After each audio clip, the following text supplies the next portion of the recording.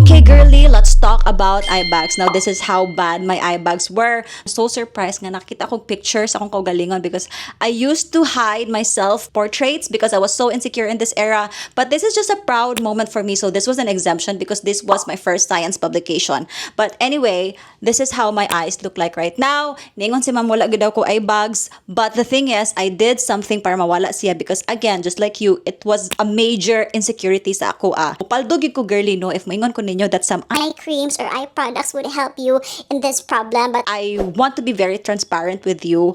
Ang kanang mga skincare products and eye cream, it can only reach up to the most superficial level sa imong skin, no, sa imong stratum corneum, and siguro at some degree mo reach siya sa imong upper epidermis but not really into the deep epidermis, which is most of the problem lies when it comes to permanent na eye bags. And I'm talking about permanent because namang mga eye bags na just caused by fluid retention, meaning mawala ra siya if you get enough sleep or you avoid alcohol or you minimize your salt intake. So kani siya, these are just fluid retention and mo fluctuate ni siya throughout the day. What I'm talking about right now is permanent nga eye bags, and they have different causes. Number one, it could be caused by fat protrusion. So possibly naa kay fat diri nga area, probably caused by genetics, and then mo protrude siya, mo na siyang kind of eye bags nga ingon ani iyahang naong. Number two is hollowness or volume loss because as we age, no, mawagtangan gyud ng volume mga tuang face. Muhalo ni siya diri dapita, mo na siya mulawom na siya, and it could create kanang gitawag na to nga eye bags. And sometimes it can also be caused by structural bone changes because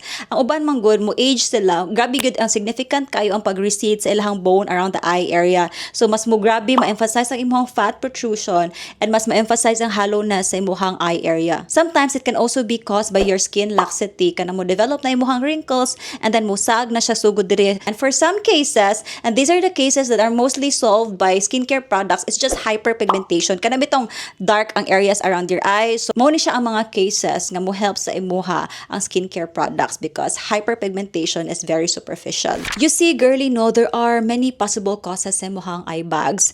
That's why I would really recommend that you go visit a medical professional to have it assessed in person because they need to see it good kung unsa na siya para ma-pinpoint na and they could decide what treatment you should get. Now, ako I have it assessed and I had a treatment called Radiase. This was administered by Dr. Carl from Blush Medical Clinic. Unsa man ang Radiase? It's a biostimulator. How do biostimulators work? In a simple terms, they actually forces your skin to produce its own collagen para mo give na siya og volume and structure under your eye area. And so far, ganahan kay ko sa results. So I'm so thankful to Blush Medical Clinic. Actually, girl, no, taas yung kini ako ang stories ako ang eye bags. And in fact, I made a video about it and I'll put a link in the comment section below.